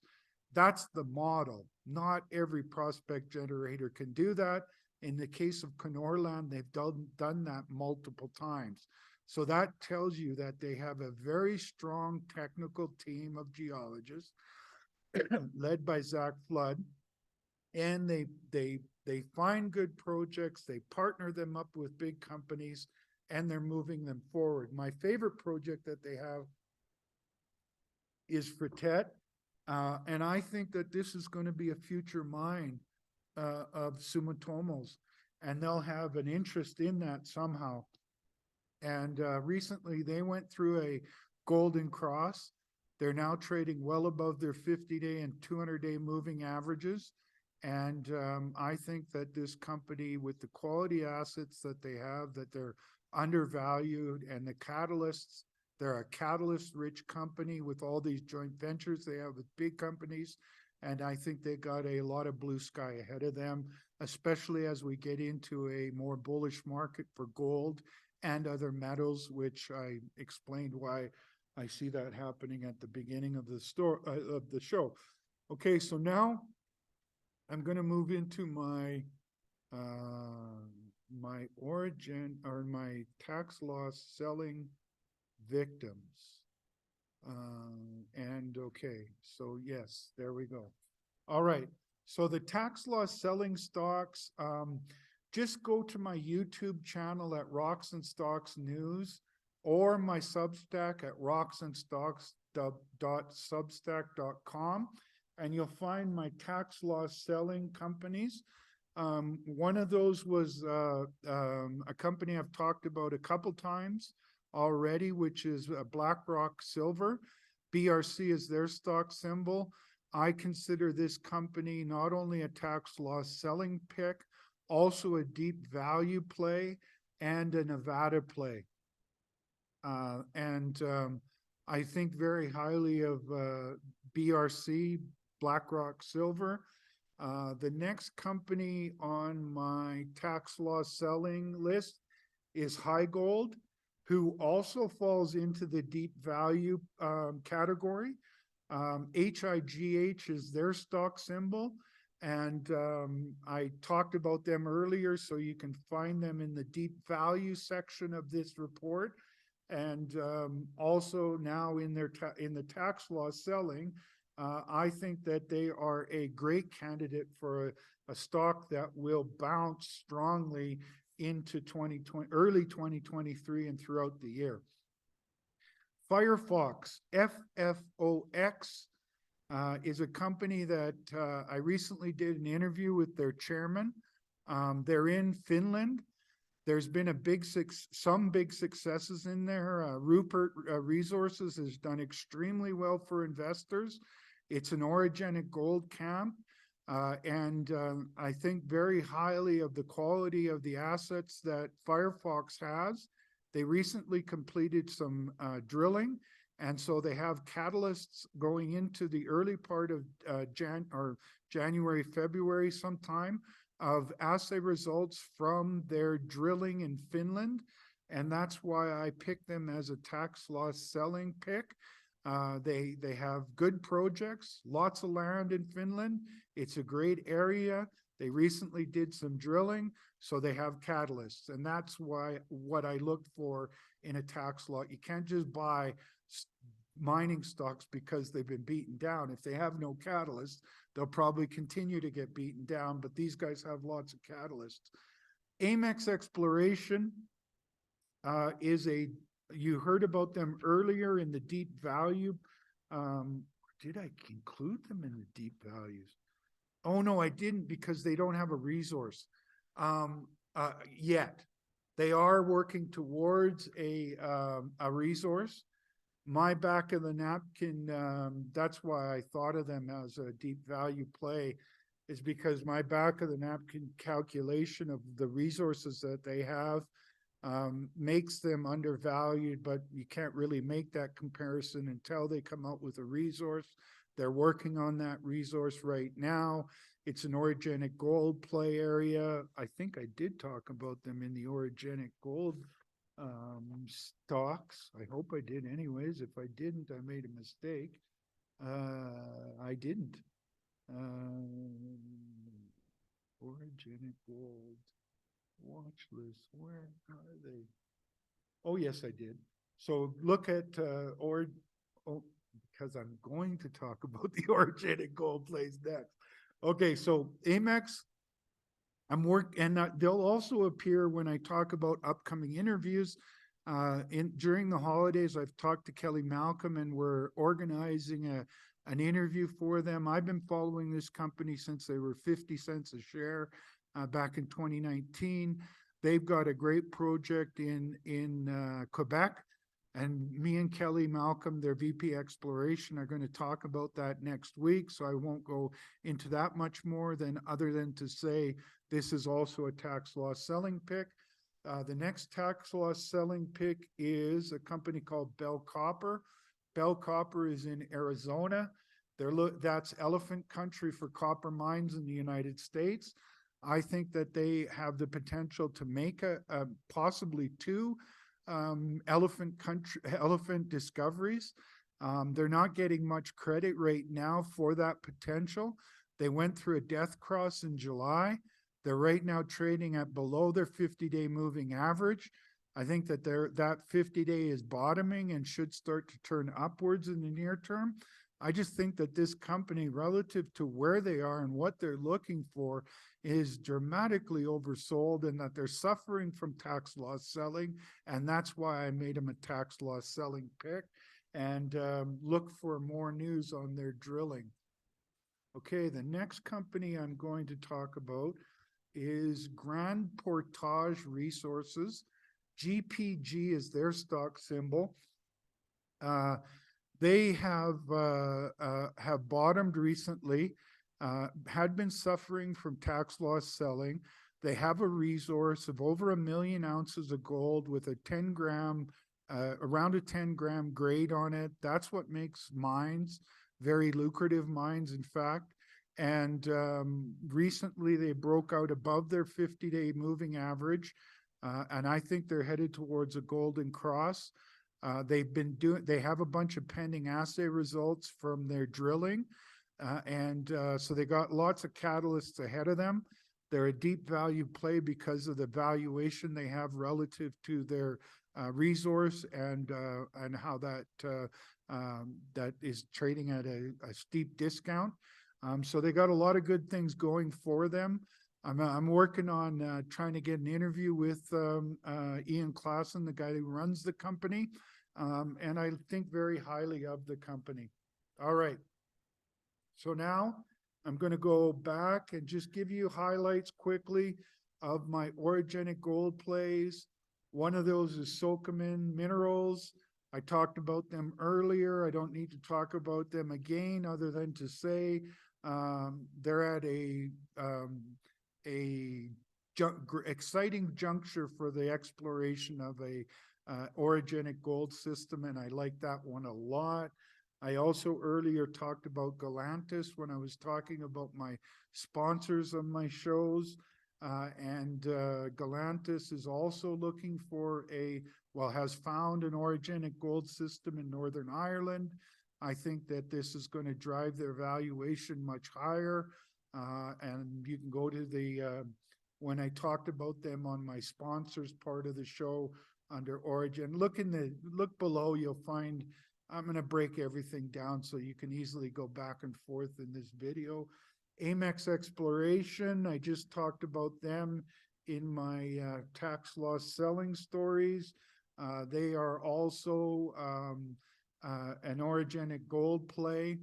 I like their project a lot. Going to talk to next week, going to talk to Kelly Malcolm, their VP Exploration, in an interview. All right, now there's a group of orogenic gold plays that I have on my radar screen. I don't really talk about these ones a lot unless I see their stocks really beaten down, but they're on my radar screen. One of them is Newfound Gold. I think they could find multiple swan zones on their orogenic gold system. The only thing that, keeps me from pounding the drum on them is that they already have a pretty rich valuation, close to $1 billion valuation. And if I'm going to look at a company with that kind of valuation, I would much rather own i-80 Gold, that is not only finding big gold deposits and CRDs, they're moving them into production. Newfound Gold will have years of development discount window ahead of them. So that's one I like to look at on weakness. Another one that's in the Orogenic radar screen is Labrador Gold. I think this one's trading at a pretty cheap valuation. Probably a good one for you to take a little piece of. They haven't had the same kind of success as Newfound Gold, but they're in the same kind of structural setting with the faulting at the Appleton Fault, and they have gold mineralization, sometimes very high-grade gold mineralization. They could come out with some big news, and I like that one a lot. Another player in Newfoundland in that orogenic gold camp out there is Exploits Discovery. They're actually trading in a pretty nice pattern lately. They bottomed out in October, making higher lows, trading well above its 50-day moving average and its 200-day average, and as a day or two away from a golden cross. What's got people excited about this is that they're getting ready to drill a new acquisition that they've made on the Appleton Fault. And yeah, that's one for you to take a look at as well. Okay, so now I'm going to go into my base metal picks. Just quickly go over these because I've already talked about them. While I'm talking about them, I'm going to put my favorite base metal play up. So the base metal plays that I'm following very closely are 9 Mile Metals. They're a sponsor of my shows. Fireweed Zinc. They were a featured company in my my power chart show that I recently did. I think very highly of what they have. And I recently talked about them a lot. They've had their best results to date on their project. And then the Lundin family put money into the company. I think they've got a mine of the future. I think that they're on the cusp of finding the source of all the mineralization in the horizons that they've drilled. And now they're moving closer to the fault. And that's probably the feeder for the entire zone, the entire system. The system is already very large in the horizons with high grades. And I think it's a VMS system that's pumping that fluids out into the horizons. And now it looks like they've caught the VMS system. And that's when they hit their highest grade. And it's right beside a key fault. So that's another base metal company that I follow very closely. Bell Copper, I just talked about them in my tax loss selling victims. I like their projects in Arizona, like the guy who's running the company, think very highly of what they're doing. McEwen Mining, I talked about them earlier as a beaten down gold mining company with a copper kicker. They've got a good setup on their stock chart. Think that takes them higher. My base metal radar screen includes Candente. Candente has one of the largest undeveloped copper projects in the world in both grade and size. That's the kind of thing that will make them a mine. I think that they have a future mine. I think that it'll be mined by a much larger company, and it wouldn't surprise me at all if they get bought out in 2023. And I would guesstimate that valuation would be somewhere around 150 million to 200 million Canadian, and that's several multiples of their current valuation. That's why they're on the radar screen for my base metal picks. Also on my radar screen for my base metal picks is York Harbor. York Harbor is in Newfoundland. They're making massive sulfide discoveries and advancing known projects, yet their stock is right at their 52-week lows. Yet I think very highly of what they have. reached out to, I have interviewed Andrew Lee from this company once in the past. They went through they have a new leader of the company, and I've tried my hardest to get them on interviews, but they don't respond to me. And unfortunately, I can't do interviews to tell my audience more about the company. I wish they were more eager to get on and tell their story, but they're not.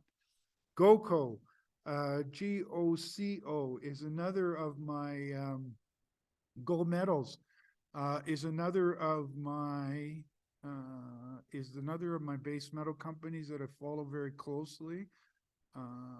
And they are a base metal company looking for and finding massive sulfides.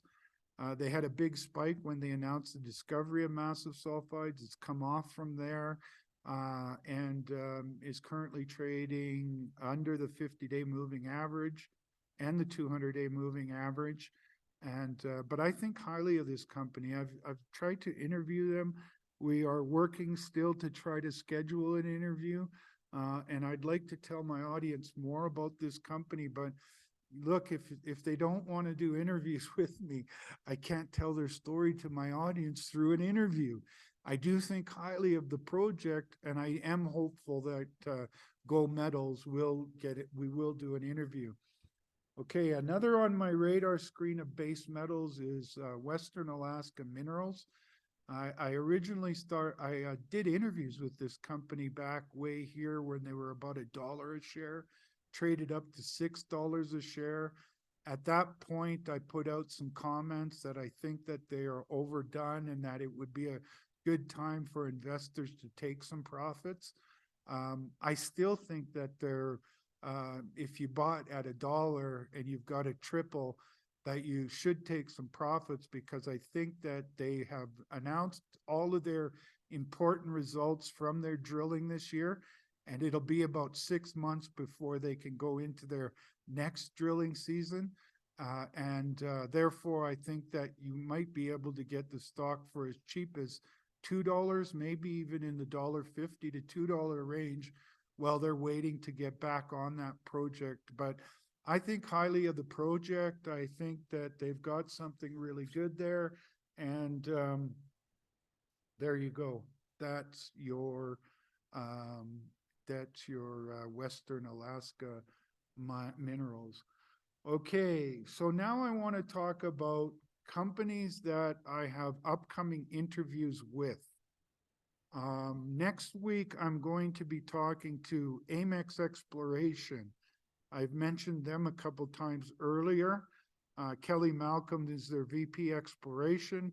Kelly and I have done a bunch of interviews in the past, and I'm going to bring him on next week sometime to talk about what's going on with Amex Exploration. Sterling is a company. Sterling Gold, SAG, is a company that I have done interviews with the management before, and I will be doing them soon, because recently, look at this big move that they had. And that was because they hit some extremely high grade. Now, it was over thin intersections, but it's off the charts high grade. And I think they're on the top of a system, and I want to get their management on to talk about what their future exploration efforts are going to be to find bigger intersections of that extreme high grade. So I like this company a lot, and I want to get interviews with them. Prismo Metals, I've talked about them several times recently. Did I make them as, I think I made them a tax loss selling pick. No, I didn't, but I could have. Nonetheless, Prismo, PRIZ is their stock symbol. I'm working on getting interviews with their management, because I think highly of their management, and I think highly of their projects, which is right beside Vizsla Silver. And Vizsla is one that I started following when they were much cheaper than they are now. I think Vizsla has a lot of blue sky ahead of it, and Prismo has some key ground right where they are. Another interview that I'm working on and I hope to have is with Orogen, the royalty company I talked about earlier. Paddy Nickel is a very sharp guy running an excellent company, doing great things. And I think, and I'm going to try to get Paddy on an interview in the not too distant future. Other upcoming interviews that I have is with sponsors. They are have lots of pending news, so I'll keep doing interviews with them. Other picks that I've made that I like the management of, and also maybe some from the radar screen stocks. I'm working on interviews with those people as well. The next group I'm going to talk about quickly are sponsor proposals. These are companies that I put proposals out to have them become sponsors. And they're the reason that I would like them to become sponsors. You can look at Fireweed Zinc for a perfect example. I've been reaching out to this company. We did some interviews. I want to have them on a steady stream of interviews like I do with my sponsors, because I think that they're going to have a lot of great news out during 2023. And that's why I invited them to become a sponsor. Prismo, I just talked about Prismo. I think highly of their project, and I've got a proposal out for them to become a sponsor. Firefox, I talked about them earlier. I've got a proposal out to them to become a sponsor. I'm hoping to be able to do a series of interviews with all of these companies that I have proposals out with. Grande Portage, I haven't put a proposal out to them yet to become a sponsor, but I can see that happening. I'm going to try to get Ian Clausen on an interview soon, and then and talk to him about the possibility of them becoming a sponsor, because I see them as a deep value play based on the resource that they already have. But I think they will generate a lot of news as they grow that resource in Alaska. And that's why I want them to become a sponsor. And also Bell Copper. I've reached out to them to become a sponsor because I think highly of what they have and the team that's running the company. And I think they've got some good things ahead of them. And I like where they are. I always like looking for elephant country projects. And in the case of Arizona, that's elephant country. Okay, so now I'm down to only left with my gold radar screen and my silver radar screen. And I'm going to quickly go through those because this show's getting pretty long. But I hope to turn these gold radar screen companies into more coverage in the not too distant future. One of those companies is Trillium. TGM is their stock symbol. I know a lot about their project. It's the Newman Todd project, because I used to work with Bob Singh, who was instrumental in the discovery at Bear Creek, which BCR, Bear Creek, BCM, or no, I'm getting my companies mixed up. Great Bear Mining, that was a big success story. I, in fact, was the one who brought Bob Singh into Great Bear, and the rest is history. They made a big discovery in Red Lake, ultimately were bought out for a couple $2 billion, made the shareholders a bunch of money. I used to be an advisor to that company. That's why I bought Bob Singh into that company. Now, Bob and I worked together on the Newman Todd project for a number of years. We must have drilled 100 holes when it was owned by Red Star. And I know that area very well. I like the projects that Trillium has. I've reached out to their management a few times and haven't had any success hooking up with them, but I'd like to get them on an interview because I know that area very well. And in fact, at one time, I tried to consolidate a bunch of projects in that area into one company. I wasn't successful in doing that, but nonetheless, their projects were targets of what I was trying to do out there. Lion One is in Fiji with high-grade gold. I think they're going to turn that into production in 2023. I like the grades that they're hitting. Man, that looks like sweet looking stuff, and the thicknesses. And Lion One is another that I have featured in the past when they were cheaper than they are now. And I will cover them more in the future.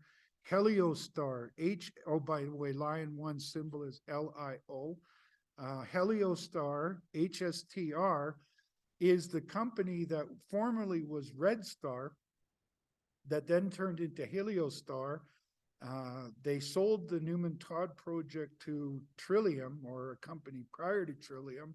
They kept the Unga project in Alaska.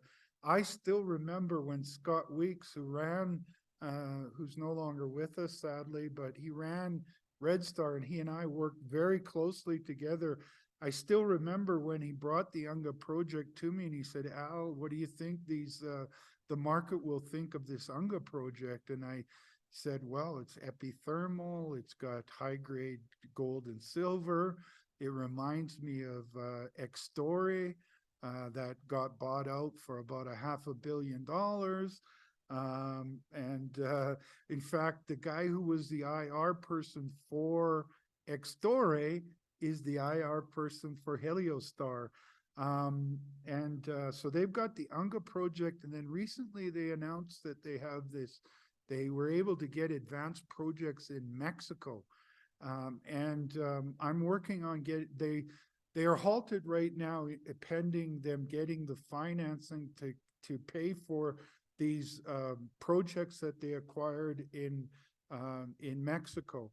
And I'm working with their IR guy to get them on some interviews in the future. Snowline Gold, SGD is their symbol. They've had a phenomenal run. They suffer from the seasonality that I think will create an opportunity. And when I think that they are sold off enough, I will be talking about Snowline Gold more in the future.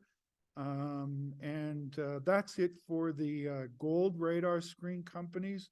Now we'll go into the silver radar screen companies. That includes Zacatecas Silver. I live in Zacatecas, Mexico, and I'm not very far from the projects that they have. And I like the projects that they have, and their stock symbol is ZAC. I've reached out to them a couple times to try to get interviews with their management with no success. And I also want to ask them if I can go for a property visit, considering I live practically right beside their projects. So ZAC is one I'm on my radar screen. Ridgeline, RDG is their symbol. They're in Nevada. They're looking for a CRD. I've talked to their management in interviews in the past. They're a radar screen company for me, and I hope to cover them more as they work on their projects that they're working on right now. Reina Silver, RSLV, is a company that I follow very closely and is on my radar screen. I like the quality of their projects. I have reached out to management a few times without success, but I'll keep on them because I like their story a lot. And I'd love to bring it to my audience with an interview so that I can tell more people about what they're doing. Suma Silver, SSVR, is another silver play that I'm been watching very closely lately. I'm working on getting some interviews with them. I haven't reached out to them yet, but I am going to reach out to them because I like what they're finding. They're finding some really cool stuff, and I think highly of what they're doing. Suma Silver is the name. SSVR is the symbol. Vizsla Silver, I've covered in the past in my reports when they were much cheaper valuation than they are now. I think they are cheap now, and they do offer a lot of blue sky potential. They got very high grade silver discoveries in Mexico. I've reached out to their management multiple times to try to get interviews with no success. I'd like to get them on in the future, and we'll keep working on them. Then there's GR Silver. I've recently been getting very excited about what GR Silver is doing. Their stock symbol is GRSL. Like, look at these highlights from their recent results: 7.3 meters of 1,242 gold, silver equivalent grams per ton, 12.4 meters of 2.64 grams per ton gold, 21 meters of 489 grams per ton equivalent silver, 970 grams of silver equivalent over 7.1 meters, 6.4 grams of or meters of 940 grams per ton silver equivalent. So this is another one that's on my radar screen that I will be reaching out to try to get interviews with and talk to them and cover them more fully. I'm not going to talk about my pre-radar screen companies. I follow a lot of companies, and I'm always trying to move them up from pre-radar to radar to close coverage to sponsorship, where I can cover them the most closely. So on that note, I'm going to end this show by saying, as always, my shows are for information purposes only and research. It's important for you to speak with your financial advisors before making any investment decisions. I invite you to my YouTube channel at Rocks and Stocks News and my Substack at rocksandstocks.substack.news, where I've done a lot of interviews with many of the companies in this report today, and a lot of special reports where I've talked about these companies. So you can find a good place to start your homework on these companies is at my YouTube channel and on my Substack. Then you can also go to, well, I think you should go to their websites, look at their news releases, look at their corporate presentations, understand the companies you're investing in, because it will make you make logical decisions, not emotional decisions. And that's a recipe for success investing in any kind of stock. Have a great day, and see you next week for the Outlook 2023. Best of the season, Happy New Year, and all that jazz.